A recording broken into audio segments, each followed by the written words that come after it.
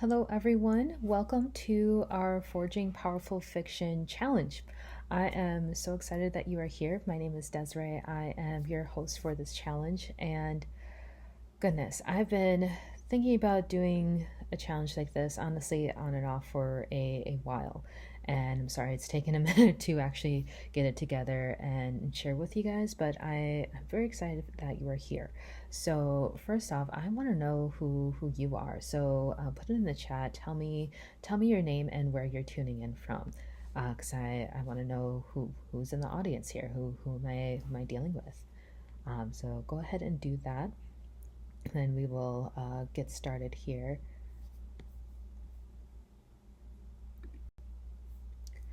So, I'm going to tell you a bit about the vision behind this challenge, what to expect through the challenge, what you are going to get out of it, and all the different ins and outs there. So, with the challenge, the first thing that I want to encourage you to do during this challenge is to show up. Either show up live or watch the replays, and don't just take in the information that I am telling you. I want you to actually apply it. I want you to actually put into practice the different things that we're going to talk about, because the different things I'm going to teach you, they are going to help enhance your writing. If you've never written a book before, this challenge is going to help you lay the foundations. And if you've written a book before, or you've not experimented with, like fiction before, this challenge is going to help you with understanding the expectations of fiction in general, and is going to help you find your lane, so to speak. I often talk with people and they say, "Oh my gosh, I have all these different ideas and I'm not sure which one to start, which one to go with." And during this challenge, I'm going to try to help you refine that and narrow that in a bit, so you know what lane you're coming from and starting there. So some things to expect during this challenge. I come with the expectation that you're going to understand the core message of your story and how to bring it to life in an enticing way. And the reason I say an enticing way is because no one wants a boring story. If we get bored reading a book, we just don't finish it. We put it on the shelf and think, okay, well, that's 15 books I'll never get back. And then we move on with our lives. So we don't just want to share a message, but we want to share a message that grips people and keeps them engaged from start to finish. We're going to talk about what makes for a realistic character versus a Mary Sue or Gary Stu. And we're also going to talk about how to create intriguing conflict within your story. You're going to learn scene and plot structure, different devices and mechanisms for that, for you to actually write out your scenes and bring them to life. And we are going to create a captivating story outline. One that once you write it out, you're like, oh, this looks like a good, exciting story. Yeah, let's get started. Let's get in on this. So those are some things that you can expect during this challenge. Some things that you are going to gain by the end of this challenge. You are going to be able to have an enticing plot with characters that feel real, that feel three-dimensional and tangible, like they're actually real people that you could, like see walking down the street and interact with, maybe have a beer with, however you want to do that, or a coffee if you're not an alcohol drinker. You are going to have a clear direction and outline for your story from beginning to end, and a plan to actually finish it. The thing about doing challenges like this or listening to YouTube videos or webinars is we get really excited, like, okay, awesome, sweet. I have this new writing technique. It's going to be awesome. It's going to be great. But we don't actually put in a plan to actually implement what we learn. And if all you're doing is taking in information and not acting on it, what's the point, honestly? So we're going to create a plan to not only like have your story outlined, but okay, what is the battle plan to finish actually writing this? And we are also going to talk about pitfalls and traps to avoid when writing and publishing your story. We're actually going to get into that a lot today. So I'm excited to dive into that portion with you. A little bit about who I am. I know I'm just some random person to you who showed up on a screen talking about forging powerful fiction. You're like, hey, what's going on here? So, my name is Desiree. I have a bachelor's degree in psychology from Carthage College, graduated in 2013, and I dual minored in creative writing and Japanese.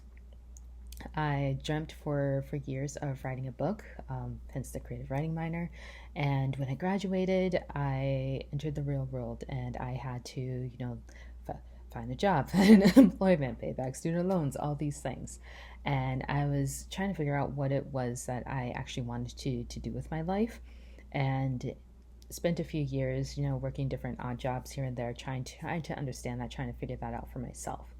Um, Come fast forward 4 years, it is 2017, and I'm driving down the road and I'm just praying, I'm asking God, like, what is my marketable skill? What is it that you've given me to do to contribute to society, to actually like do with my life? What is my purpose? What's my calling?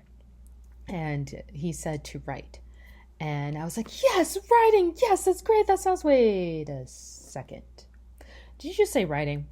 Are you sure you don't mean something more adult or lucrative, like, I don't know, business or accounting, like big boy jobs? Because I had all these friends who were in business and finance, and they had established careers, and they were looking to get married and start a family. And here I was working at Panera trying to figure out my life still. And they were my age. And he repeated again. He's like, no, not business, not accounting, writing. And I was like, okay. Um, he gave me the idea for my first book, and I was so excited. And I was super disciplined with writing my story and with getting it out there. I went to my coffee shop. I like had my laptop, had my notes, and that discipline lasted for about 3 months. And after 3 months, I started getting stuck. I started getting writer's block. I started getting stalled. And I started thinking, can I actually do this? Is this something that I'm actually equipped to do? Is this something I'm actually called to do? Um, will anyone even read what I write? And I started to doubt myself. I started to get down on myself, and I started telling myself, you know what, this is a nice idea, but maybe it's not for me. And keep in mind, I had a creative writing minor at the time, still do. I loved my English classes. I, like read a lot of stories that were about the subject matter of my book. So I had all the tools. There was just this mental block that I couldn't get through. And there were the practical, okay, this is how we're going to actually apply this, that I could not seem to get through. And I kept spinning around on this hamster wheel for months, for years. And I would still write on occasion, but I was not disciplined in it. I was finding reasons and excuses for why I could not write. Oh, I can't write, I'm too tired. Oh, I can't write, I have to go to this meeting. Oh, I can't write, I have chores to do. Oh, I can't write, blah, blah, blah, blah, blah, blah, blah. I was not actually like sitting down and doing this thing that I knew that I was supposed to be doing. Now, come January 2020, again, I'd been writing sporadically. I had like 30,000 words written, nowhere near done with my book, but I had to figure out something to try to get this done. Not fast forward. I decided, hey, I'm going to join this 31 Days of Wisdom Challenge. Saw an ad come across my Facebook and thought, hey, going through the book of Proverbs, that sounds interesting. I haven't done that. Yeah, let's give this a try. The challenge is run by a man named Pedro Adeo, and let me tell you, that challenge kicked my butt and left and right. And I felt very challenged and convicted in not actually pursuing writing the way that I was supposed to, because I had all these reasons, good, good reasons why I couldn't write. But something that Pedro laid out, just plain and simple, is that oftentimes we as Christians will ask God, what's my purpose? What's my assignment? Why am I here? And they'll tell us. And then we'll think, okay, cool, I'll do that. And then we won't actually do anything with what he said. And then 3 or 4 months go by and we're like, God, what's my purpose? What's my calling? What's my assignment? Why am I here? And it's like, okay, well, what did you do with what he first told you? Are you actually acting on that? Are you actually doing anything with it? And when you aren't actually acting on the things that God initially told you, you are being disobedient. And worse than that, not only are you being disobedient, you are potentially denying someone else their breakthrough. And I was like, dang, man, like, I don't even know you. Why are you coming at me with this heat? Hey, I I did not like it, but at the same time, I needed to hear what he said the exact way that he said it. I said, okay, okay, you're right, you're right. So I got myself in gear. I started being more disciplined with my writing, started putting it in my schedule. Hey, this is when I'm going to write. And I started to get through all those different blocks that were initially keeping me from writing. Blocks that I thought were writing issues, but were actually mental issues. And fast forward to April of 2020, the world shut down. And even though I was considered an essential employee and I was still driving to and from work every week, when I came home, I ate dinner, I watched a 30-minute TV show, and I would write. I would write for 2, 3 hours a night, just getting this story written. And within the first 3 years of me starting this story, I had written 30,000 words. In that month, where I was like going to work and then coming home and writing, I wrote 35,000 words. Add that all together and I sent it off to a publisher, and the publisher was like, hey, this looks great, this looks awesome. I was like, sweet. And I had my first book published that winter, which is super exciting. I'll tell you more about that book a bit later in this challenge, but once I got it done, I was like, okay, phew, all right, Lord, I was faithful. I did my assignment. We're good. We're done. And he's like, oh, no, no, no, no, we're not done. We're not done. And I was like, there's more. And fast forward to about 2 years later, I was asked to lead a writers group. And so I did that for about 2 years. We ended up being umbrellaed under an organization called Kingdom Writers Association, which is fabulous, amazing. And I learned even more about writing, and I continued to write my own stories. I was working on some memoirs at the time. And while I was leading this writers group, I realized that I have a passion not only for storytelling, but equipping other people to tell their stories and to tell them effectively and tell them in a way that is gripping and engaging and helps bring transformation from the inside out in people's lives, whether it's fiction or nonfiction or fantasy. That was a joy and a passion of mine. Following that passion, I founded a publishing company called Stories of Glory Publishing. We offer book coaching, editing, publishing, and ghostwriting services. I've gone on to publish 11 books now in both fiction, fantasy, and nonfiction. I have been a Kingdom Book Award finalist for 3 of my books. My fiction book, Shattered, a story of heartbreak and resilience.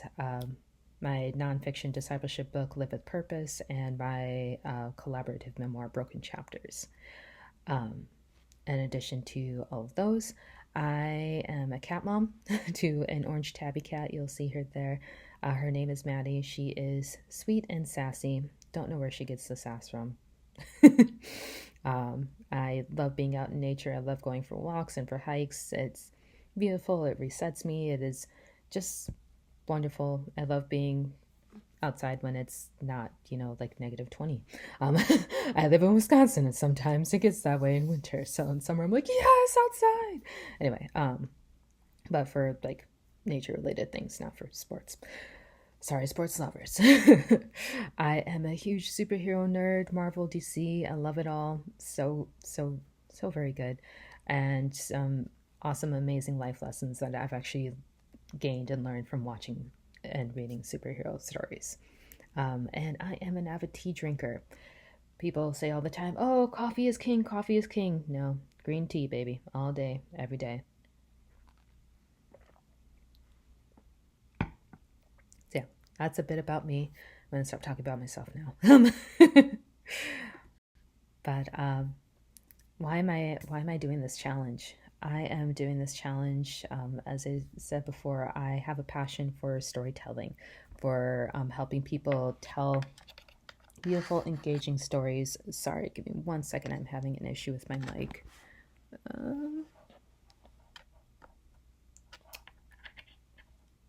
All right, that is not working. Okay, wonderful.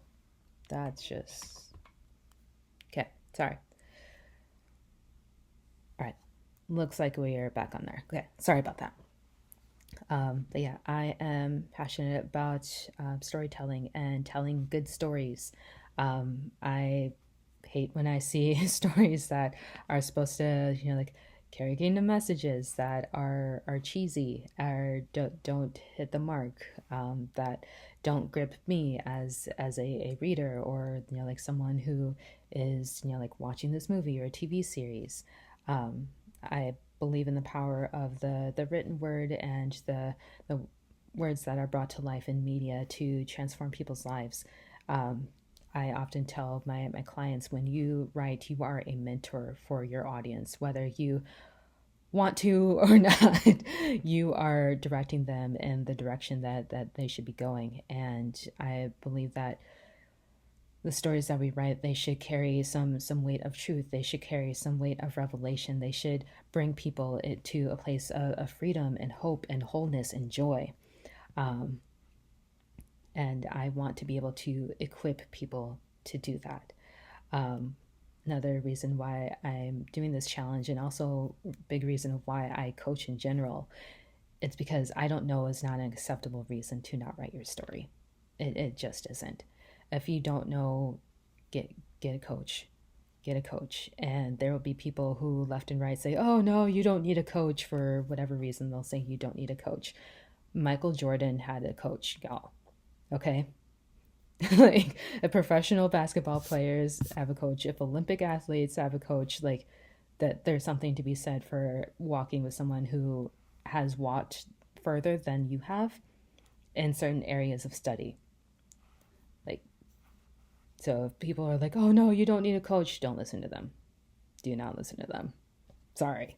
That's just in life, that's not great advice. In writing, that's also not great advice. Some of the greatest writers that we read from, like, they had coaches too, guys. Anyway, sorry. I'll get off my soapbox on that. But continuing on with why I'm doing this, why I write, because we need more fiction stories that offer wholesome entertainment, healthy relationships, and good kingdom morals. And if we don't write them, the shelves of Barnes & Noble will continue to fill up with lies, darkness, and filth. Just plain and simple there.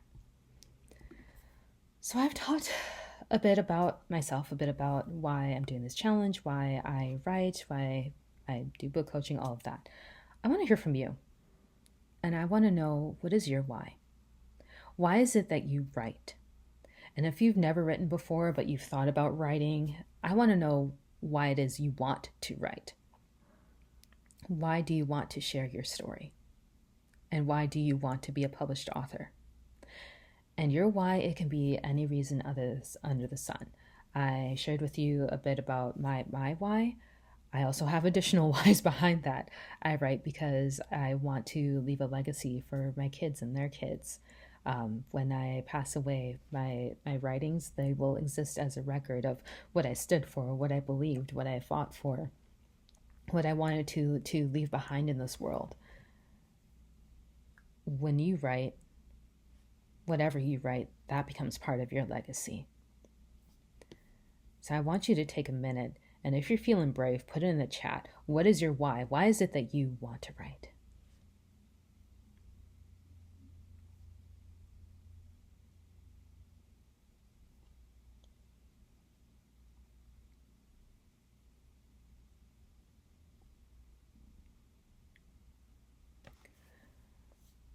And one thing I would encourage you to do with your why is to not only write the why in whatever notebook you have for this challenge, but I want you to write your why on an index card. I want you to put that index card on your fridge. or on your pantry or someplace that you are going to see it, you're going to read it every day. Because that why is going to help motivate you. And the thing is, your why should be specific for you. Like I mentioned to you before with writing my first story, oh, the Lord told me that I should be a writer, so I'm writing this out. But that was not enough for me to actually get my story written. I'm sorry, Lord, I'm sorry. I needed to figure out why it was important and why I wanted to write and get my story out. Yes, I wanted to be obedient, but there was another layer that I needed to discover and to figure out. So take some time. I'm serious about this. Take some time to figure out what your why is. And it can be any reason under the sun. Stan Lee created and co-created several Marvel comics, and he used to say that he felt embarrassed because he had friends who were doing, like big boy jobs, and here he was writing comics to entertain people. But let me tell you, those entertaining stories that he wrote have resonated with me on a deep level, from a kid to an adult. There are lessons that I've taken from those movies that he wrote to entertain, or comics that he wrote to entertain. So do not be embarrassed by your why. So the next thing that I want to talk to you about, you have your why for why you want to write. I want to talk to you about your message, your core message, your core thing that you are going to share with the world through your book.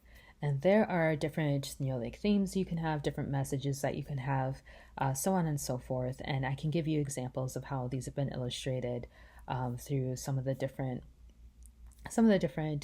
media that I've consumed, books that I've read, things like that. So some examples that you can have can be of leadership. There's a book called A Wrinkle in Time, and I'm going to give you the Trent Crimm summation of this. If you don't know who Trent Crimm is, watch Ted Lasso. It's amazing. But it is a young girl's struggle with the burden of leadership. As she and her friends are going on this adventure. Yep, that's how I'm going to summarize that. Sorry, Trent Crimm, I know I'm missing some of your words, but that's an example of a theme that you can, or a message that you can have within a fiction novel. Another theme is forgiveness. And the TV series Ted Lasso, it's on Apple TV, has great themes of both leadership and forgiveness, and like several others throughout it's amazing. But one thing that really struck me was their themes of forgiveness throughout it. There's this character who, his name is Nathan Shelley. If you haven't watched it, I'm not going to spoil it for you, but he does something that most of us feel is unforgivable, and we are angry to our core. Like, there's so much divisiveness between Ted Lasso fans about Nathan Shelley, whether or not he's like earned forgiveness or what have you, and back and forth because of what he does to one of our favorite, like, beloved characters. And it's powerful watching that bit of forgiveness like happen for him. It's hard at some times to like fully be like, oh yes, I can forgive, I can, like be loving, etc. And then like watching these characters actually move through that after being absolutely betrayed, you're just like, okay, if they can do it, I can do it. There are beautiful conversations that, or I shouldn't say beautiful conversation, a poignant conversation that Ted has with his mother that ultimately helps bring about this like message of forgiveness, and then like, yeah, poignant's the right word there. But those are some examples of themes and messages that you can have with like leadership and forgiveness. The next is self-acceptance, learning to actually love yourself. Insert several teen drama series here for that.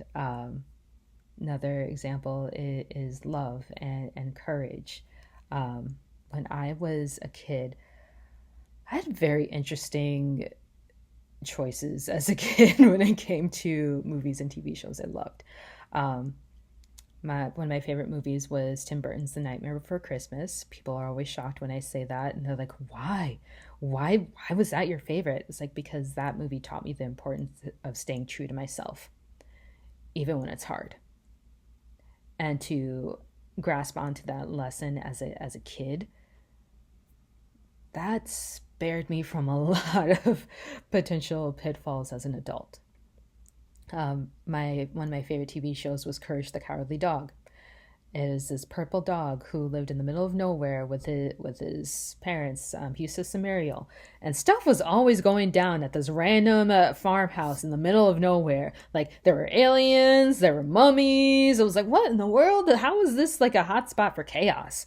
Um, but I loved it because even though Courage was scared out of his mind, because someone that he loved was in danger, he was willing to put himself in other like situations that were not very savory.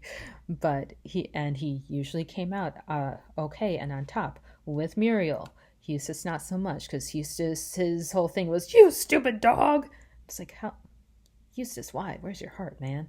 um but he would Courage would go above and beyond to protect someone that he loved, even though he was scared out of his mind, even though he did not want to. And that helped me so much to understand the true meaning of courage. Again, it's a weird show. Looking back at it as an adult, I was like, wow, this was creepy. This was a kids show, apparently. um, but when you are looking at your story, I want you to write down what is the theme or message that you want to have. And you don't have to choose from this list. This is not an exhaustive and all be all list by any means. Um, your your um, your theme or message could be something about like navigating grief, helping like watching characters go through that, grief of like losing a loved one and having to start over. A second chance at love comes, and they're a little hesitant because the first love of their life, they got hit by a bus or what have you. They're no longer around. Maybe not hit by a bus, but whatever theme or message that you want to have in your story, figure out what that is, and I want you to write that down. And little side note, I've already like explained this, but I'm just going to reiterate that stories teach people. They teach people so much about strength, courage, and honor. They can also teach revenge. They can also teach distrust. So figure out what it is that you want to teach your reader. While you do that, I'm going to sip some more tea.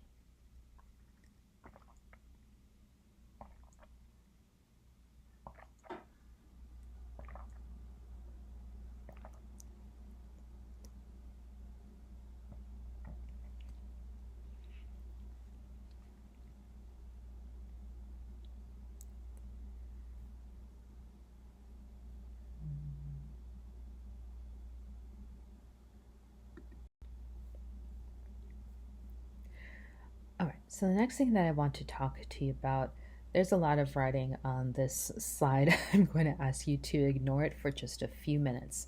And here's why, because I really want you to dial in on what I want to explain here. This is what trips up a lot of new authors, is they get excited about a story. They're like, oh, I can write about this theme, this message. I can write about like this in this genre. This will be really fun. They have this great idea, but they don't actually take the time to research their genre to understand what reader expectations are. And the reason why it's important to know what your reader expectations are is because if you write something within a certain genre and you aren't meeting those expectations that readers are having, you are going to get either negative reviews, or yeah, no, negative reviews. That's usually the extent of it. There are very few crazy people that will actually like find your email and send you emails or whatnot. Um, so make sure that you do research within the genre that you are wanting to understand what is it that people like about this genre. Why is it people want to read this? What is it that they are expecting? But Desiree, you just told me to find my message and my theme, and now I have to, like, go according to the formula of the genre expectations. No, but yes. Do I want you to have your theme and your message? Yes. Do I want you to be able to weave that into your story? Absolutely. But I also want you to understand what genre expectations are, because if you write a fiction novel that doesn't meet those expectations, you're going to be a person that I see in Facebook groups being like, my book's not selling. Why isn't my book selling? Well, Sally, your book's not selling because you are saying, hey, I have this romance, and but at the end of the story, like, tragedy strikes, your couple's no longer together, and people are leaving reviews saying the couple died. I'm so sad. I'm so upset. Can't believe this happened. And because people are reading those reviews, they're like, oh, I didn't sign up to get my heart broken. I wanted romance. I wanted the sweet, happy endings, and they're gonna move on. So I'm going to talk to you a bit about some of the things that people expect to find within different genres. Again, you can still have the message of your story. You can still have the theme of your story, and still like have something original and have something worthwhile, something that like sticks with people tangibly. You're just going to make sure that you also include these elements as well, because again, that's what people are expecting. Like, no one goes to McDonald's expecting a filet mignon. Um, so we want to make sure that what we're introducing, what we're bringing in, is still going to satisfy readers. Sorry. Um, all right. So some different genre expectations. Fantasy. I love fantasy stories, y'all. I love them so much. And fantasy stories, people are expecting adventure, and people read fantasy because they want to escape. They want to dive into something new. They want to go into a new world, a new system, all of that. And ultimately, when readers are reading fantasy, they want to know, will good triumph over evil? That is the question that they are asking. That is the main thing that they want to know. Are there other questions that they're going to ask as they read your book? Absolutely. Absolutely. Because there are other elements that you're going to include. And we want to know. We want to know. Some examples of fantasy stories that, like hit both of these points. Aragon. Love Aragon. I love dragons, man. Aragon, story about dragons. I'm like, yep, I'm here for it. Let's go. Let's go. Um, but ultimately, as we are going through the story of Aragon, we are asking that question, will good triumph over evil? And are we being taken on an adventure? Absolutely. They're dragons. They're dragons and dragon riders. Of course we're going on an adventure. It's going to be amazing. It's going to be awesome. Another example of this is with Lord of the Rings. In Lord of the Rings, you are paying attention to the different characters, how they interact with one another. You are on this exciting adventure, and ultimately you're wondering, okay, is good going to succeed in this? And when all is said and done, all the different setbacks that can occur, all the different challenges that can occur, like, it is good going to win. Harry Potter. I know people feel some kind of way about Harry Potter and about J.K. Rowling via looking at the book, the art, not the artist here. And is it adventurous? Yes. It is so adventurous. There are There's a forbidden forest that students aren't supposed to go into. Do they go into it? Yes, they do. There are forbidden levels that are within the, like Hogwarts School. And do students end up in those? Yes, they do. And you have this beautiful, amazing, fantastical world with all these different creatures, and yeah, it is so much fun. Just like reading about it and immersing ourselves into the world there. Is there adventure? Yes, there is. Will good triumph over evil? That is the question that we're asking from book 1 all the way to book 7. And are there, like conflicts intermittent throughout? Yes. But we're still asking that question. Chronicles of Narnia, same thing. Like, girl found a magical wardrobe, magical land in her wardrobe. Do you have any idea how many times as a kid I looked in the back of my closet hoping to find a magical world?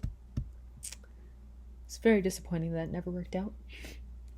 Still a little scarred. But it's beautiful and adventurous and dangerous. Every single one of the examples that I just gave, there is danger. There is someone out trying to kill our protagonist, trying to keep them from assuming a place of power. And ultimately, we're wondering, is good going to triumph over evil? Will the White Witch win? Aslan just got taken out. Our chances just significantly depleted. But we still want to know. We're still asking. We're still reading. We got to know. I'm sorry if you haven't read Chronicles of Narnia yet. It's been out for a while, so you have only yourself to blame if that was a spoiler. Anyway, with thrillers, we are always asking, will the protagonist survive? Oh, great example of this is with Taken. Like there are plenty of examples that you can use for thrillers, but I love watching Taken. Even though I know how it ends, I'm still on the edge of my seat. It's like, oh crap, she just got kidnapped, she just got taken. Like, she's been in Paris less than 24 hours, like less than a day, and both she and her friend, they're both gone. Okay, are they going to survive whatever ordeal is going to happen? Is Liam Neeson's character, Brian Mills, is he going to save her in time? There's a ticking time clock. There's 72 hours. Will he get there? For romance, y'all, we want to know, will they get together? When? How? Example, so many romances. we want to know. We need to know. Is this going to work out? Is there going to be a happily ever after? I spoke on this earlier. I'm just going to reiterate. If you are writing a romance, we want the couple to get together. We want them to live happily ever after. Please don't make us fall in love with this character and then someone tragically died. Like, dude, why? Why would you do that to us? And yes, I know there are some movies that do this and do this well. And some movies that are popular, and I don't understand why they're popular, because they are just toxic, unhealthy relationships. Looking at you, The Notebook. Yes, I do not like The Notebook, and yes, I realize they die together, but Desiree, it's still romantic because they were with each other in the end. And it's like, but should they have been together? Because all they did was fight and argue and back and forth. Oh gosh, so such an unhealthy relationship. Anyway, so if anyone wants to write romance with a healthy relationship, please do. If you don't believe me that's an unhealthy relationship, I need you to check out Cinema Therapy and their episode on The Notebook. Just go watch it. With mysteries, we want to know who done it. Was it the butler? Everyone knows the butler always did it. Or was it the maid? Or was it the mysterious stranger that came for a visit? Was it the lawyer? Who did it? Who did the person in? Some examples of this would be with the movie Death on the Nile, Murder on the Orient Express. The entire time, people are trying to figure out, okay, who is the murderer? In sci-fi, okay, so in sci-fi genre, people are expecting futuristic technologies, they're expecting big ideas, and they are expecting an answer to the question, what if? And I actually, one of my favorite movies is considered a sci-fi movie, and I actually raised this question to some of my writer friends. I was like, can we call this sci-fi? Because the movie is Real Steel. It's with Hugh Jackman, and the only thing that you could argue makes it sci-fi is that they are giant robots that wrestle and box, not wrestle, they box. So instead of humans boxing and knocking each other out, the robots do it, which gets really expensive. Oh my goodness! But um, that is the world that they are in. It's still, like, I want to say modern day with like that technology advancement of the robots and like one other technology thing. Otherwise, like people have normal cell phones, listen to the radio, driving on, like paved roads, dirt roads, all of that. Like the entire setting looks like a normal city urban setting. Yet it's considered sci-fi because of the boxing and robots. And I'm like, is that enough though? Is that like when I think of something sci-fi, I'm thinking Tron Legacy, where it's like this entire other technological like advancement and world's going on. I'm thinking iRobot, and iRobot, yes, that takes place in Chicago. But the technology that they bring in, the self-driving cars, the robots that are caretakers and eventually try to take over the world, but let's not get into that today. All these different things are occurring that make it, to me, make it sci-fi. Real Steel, I don't know. Let me know your thoughts on Real Steel. Also, great movie if you haven't watched it. Dystopian genres. So dystopian novels are, look, they are portraying grim societal visions. Sometimes they're meant to be warnings, which is kind of, oh gosh, kind of unsettling when you think about it. And some examples of this would be with The Giver, The Hunger Games, and Divergent. Divergent, people are literally separated by personality aptitudes, which is so sad because I love having friends that like have my similar aptitude, but I also love having friends that aren't because they challenge me. I grow more being around them, being around people who think differently than me, and putting people together like, oh, you are all the honest people, you are all the brave people. It's so sad, and it's also one dimensional when you think about bravery, because bravery, yes, there's an element of like you run towards the bullets, not away from them. You run into the fire to pull people out, not away. But there's also something to be said for people who are brave, who decide, hey, I want to make a better life for myself, even though the option A is what is presented, and that is the only option that anyone ever talks about. I want option B. I will go out and create option B. That is brave and courageous and should also be celebrated. But anyway, um, but that is the world of Divergent. It separates people into these five factions, and the Hunger Games. Oh gosh, oh, I love the Hunger Games. But at the same time, it is very grim because there are these different districts that are being over. They're being run by the capital, and the capital, to punish the districts for an uprising that they started, is like, you will submit 2 children every year for the annual reaping for the annual Hunger Games. And these 24 kids are being sent to an arena to fight to the death till there is one victor. And you're just like, oh, that doesn't, no. And you're sitting there and you wondered why they were rebelling against you, because you are continuing the same oppressive rule, but like doubling down on it. But anyway, and with The Giver, I'm not going to do a deep dive into The Giver because I'm looking at my timer and we still have a few more sides to go to. But here's something that else that I want to talk about with genre expectations.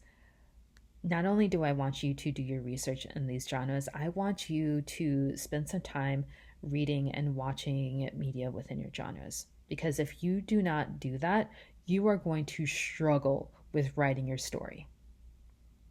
You are. If you are saying, "Hey, you know what? I really want to write a romance novel," but like you've never watched romance, you've never read romance, you don't have a lot of experience in your own romances, you're going to have a hard time actually writing something that is believable and engaging that people want. So spend some time understanding the genre that you are writing in, and make sure that you are answering these key questions that people are asking when they are reading the genre. Make sure you are, like satisfying some of the things that they're looking for. Don't get rid of your theme or message in favor of, oh well, this is what's popular. You can still have a message of hope. You can still have a message of leadership even in a romance novel. Because what if your main character, or what if your female character is wrestling with taking on a managerial position? Well, she's wrestling with doing that for a variety of reasons. In the midst of also, oh hey, there's this guy Bartholomew, that maybe not Bartholomew, but Mateo. There, we're gonna call him Mateo. This is guy Mateo. He's been, like coming around more often. We've been getting to know each other, and things sparks are starting to fly. I'm starting to get really interested in this guy. He seems interested in me. The story continues to develop, and yes, ultimately we're asking, hey, are they going to get together? Is this going to be a good healthy relationship? Is this going to be, like awesome? But we're also looking at, oh, Maria, she's debating whether or not to take on this managerial role. Like, will she do it? Should she do it? Is this a good fit? Like, we're thinking about that along with the romance now. We're thinking about the character's own like emotional journey, and we're gonna talk more about characters. I think it's day two or day three. We're gonna talk more about like characters and their arcs throughout your story.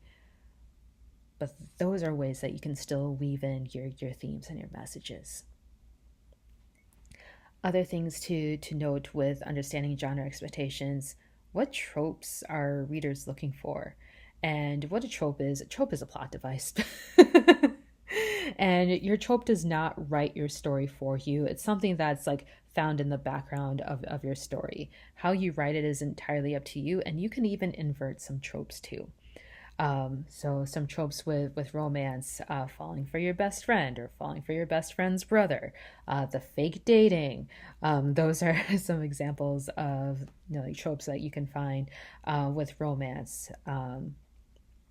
One another trope that, oh gosh, I would love it more if it was done well in all the different like media and books, is the enemies to lovers trope. And when I say enemies to lovers trope, I'm not talking about the two people that antagonize one another. I'm talking about the people that like hate each other's guts. Okay. They not only have like a back and forth, but like give me, an enemies to lovers trope where, like they are from two rival kingdoms, okay? And they have literally been in knife fights with one another. But they are put into a situation where they need to rely on one another to survive. There's still the glares, the snarls, what have you. And then over time, they start to respect each other. Over time, they start to soften. I want that kind of enemies to lovers, not, oh, we had a couple spats here and there, but then we had one heart to heart conversation, and all is good, and he's wonderful actually, and I love him. Okay, I want more. Again, I realize that is a personal opinion, because some people that's how they like their romances. I'm like, no, I want the legit, like They tried to destroy each other at one point. Some examples in fantasy of tropes: found family. Love found family, man. I love it. I'm here for it all day, every day. You tell me you got found family, I'm picking up your book. I am. Another example is the chosen one. So Harry Potter touches on this, hits a pretty much beats a dead horse with a stick with the chosen one trope. Harry is seen as the chosen one who can defeat the Dark Lord forever, and the Dark Lord knows it, so he's trying to take him out first, and back and forth. Another good trope, the reluctant hero. I love that trope. One of the reasons I love Wolverine and X-Men so much is because he is a reluctant hero. He'll do the right thing, but he's going to wrestle with it for a time. He's going to think, oh, I don't need to bother with this. This is not my problem, not my circus, not my monkey. But he ends up eventually doing the right thing, and I love that. Another example of fantasy is the quest. The quest to get to get to where they need to go. Love so much fun with that trope there. But again, take some time, learn more about your genre and some of the things that are our expectations, because again, readers love those tropes. We're here for them. We are here for them. And last thing I want to talk about with understanding your genre expectations is the covers. So, half the time when I'm in Facebook groups and I see people being like, my book's not selling, why isn't my book selling? And I will go and I will look at their book on Amazon. Sometimes it is because the cover is off. They will be someone who's like, oh, I have the sci-fi story, but the cover looks like a fantasy novel. Desiree, what do you mean it looks like a fantasy novel? Do they have dragons on it? Do they have elves? No. I'm talking when I look up fantasy covers, the types of covers that I see are the same type that Billy has for his sci-fi novel. And he's wondering why no one's buying it, because it looks like it's a fantasy, but you have it characterized as a sci-fi. So your audience doesn't actually realize, hey, it really is a sci-fi book. And they move past it because they're not interested in fantasy. It is important to understand what the covers in your genre look like and to have a cover that is similar within that genre. No, you're not doing a like copy and paste for what other people have, but you're getting an idea of what elements you can add in or should add in to convey to people, hey, this is a genre that you want to read. I'm going to give you an example here. So my first book, when it was published, it was called Kaleidoscope, A Journey to Hope. And I had this vision, this idea for the cover that had like all these colors and faces with it. And it was super artistic and I loved it. Did I do any book research about books within my genre? No. So when I gave my notes to the designer's like, okay, bet, here you go. And he understood, or she understood, I don't know if my designer was a guy or girl. They understood the premise and assignment that I had given them. They did a great job. It was a beautiful cover, caught a lot of people's attention. But from the cover and from the title, do you know what this book was about? Put it in the chat. I'm curious what your guesses are as to what this book was about.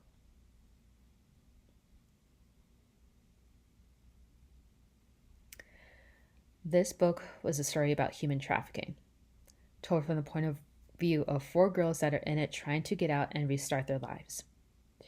When I was in college, I had read several stories about human trafficking, several like firsthand accounts, and research papers and such for classes and like outside of classes as well.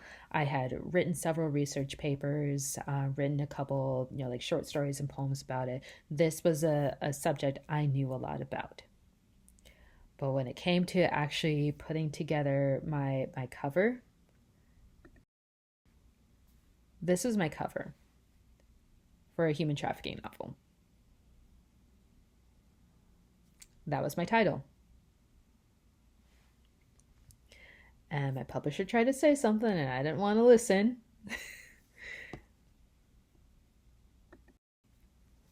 This is my new cover. So I last year was it last year? Yeah, no, earlier this year. I decided to republish my first book. I all the interior stuff, information, story, all that stayed the same, but it has a new cover now and a new title. Again, this is a fiction novel. It's called Shattered, a story of heartbreak and resilience. I had to change my back book blurb because while the original book blurb was good, and that's another reason why people will often not buy your book, is because your back book description is not enticing enough. Your book description is not meant to be a summary of your book, it's meant to be an ad enticing people to buy. So if people are not buying your book, you're going to want to look at three things first: your title, your cover, and your book blurb. Those are first things you look at. Next, you're going to look at the interior, because the exterior, that's going to do like 90% of your sales. That's going to be the forklift there. The interior is what we just talked about with, genre expectations, writing a good story, making it compelling, all of that. Because that's what's going to actually like keep people reading from start to finish with your book. But anyway, back to Shattered. Again, this is a fiction novel. And before you start saying, Desiree, that subject matter isn't fiction, it's nonfiction. Yes, it is nonfiction. But remember when I told you about the movie Taken? And the sequels to Taken? And the TV series called Taken? And the TV series called Hidden in Plain Sight? Yes, it is a nonfiction issue, a very real issue that is brought to life within a fictional setting. I am helping a woman right now with her book. It'll come out in October. I'm so excited for y'all to read it. It is going to be great. And it's a fantasy romance. And are there the normal things that you would expect in a romance? Absolutely. But you know what? She also has mental health aspects talked about throughout her book as well, because she knows what it's like to walk through and struggle with her mental health. And she wrote characters to help people to be able to connect and see themselves in the story and see that, hey, hope and healing is possible. Hey, you can get through this. You can have hope. You can have healing. You can have more. And it's beautiful and awesome. And I can't wait for y'all to read it. It comes out in October. You'll get notified on our socials when it releases there. But those are the different aspects, different elements there that she has within her story. So I say all this to tell you, when you are writing your books, writing your stories, make sure that you are meeting reader expectations while still like carrying your message. Because if you're not meeting reader expectations, if you're not meeting the expectations that people have when they are picking up your book, might not get as many readers as you want for that book. Just throwing that out there. So we've talked about a lot today, and I want to thank you so much for joining me for day one of Forging Powerful Fiction. We will be back day two tomorrow at 11 a.m. Central Standard Time. If you're not able to be there live, there will be a replay. If you are watching this, you haven't actually like joined the challenge, I want to encourage you to sign up for the challenge. There'll be a link in the description for you to do that, because we are just getting started here. We have 3 more days of awesome goodness that is going to come about. We're going to talk more about your characters and character development, character arcs, we're going to talk more about conflict, internal and external conflict, how to bring that about. We're going to talk about your scene structure and your plot development, everything, all the different elements with those, and we're going to actually like build out the outline for your story, come up with an action plan so that you actually write your story and all of that. So I am so excited to continue to dive in with you. Your homework for tonight, because this is a challenge. This is a challenge. You're not here to just sit and listen and be like, "Oh, that was good. That was awesome." Um, your homework. I want you to identify your why. I know we took a few minutes earlier, but I want you to identify that, and I also want you to share in the Facebook group, what is your why for writing? Why is it you want to write and get your story out into the world? I also want you to figure out what genre expectations are you going to meet. I want to know when you are going to write. An important aspect of actually like getting a book written is, shocker, sitting down to write. So when are you going to sit down to write? Are you an early riser? Are you going to get up at 6 a.m. and start writing? Are you a night owl? Are you going to say, hey, 9 o'clock at night, I'm pulling out my pen and paper, I'm going to write then? When is it that you are going to write? And you can write for 20 minutes, you can write for 30 minutes, you can write for an hour, however long you decide you want to write. When are you going to actually sit down and write? I want you to identify these three things. And I also want you to identify your theme and your message. Yes, I know this is going to feel like a lot, but I promise you it's not. I promise you can get this done tonight. You can. Remember, it's a challenge. It's not supposed to be easy, but I want you to do that for your homework, and then join us live tomorrow, 11 a.m. Central Standard Time. I'm going to ask you who all did your homework, like what are some of the answers that you want to share with us for the different questions here. And yeah, I'm excited to be on this journey with y'all. It's going to be great. It's going to be fantastic. I hope you have an amazing rest of your day, and I look forward to seeing you tomorrow for day 2 of Forging Powerful Fiction.